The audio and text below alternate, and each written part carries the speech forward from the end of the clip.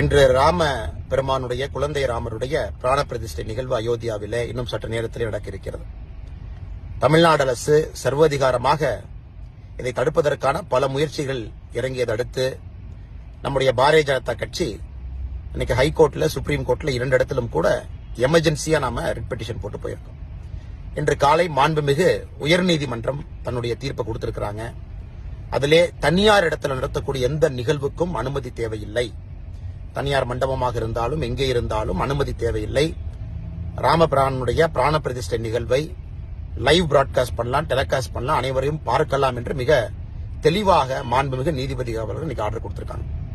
அதே நேரத்தில் உச்ச நீதிமன்றத்தில் நடந்த கேஸ்ல காலையில நம்முடைய மத்திய அரசு சார்பாக துஷார் மேத்தா அவர்கள் அப்பியர் ஆனாங்க.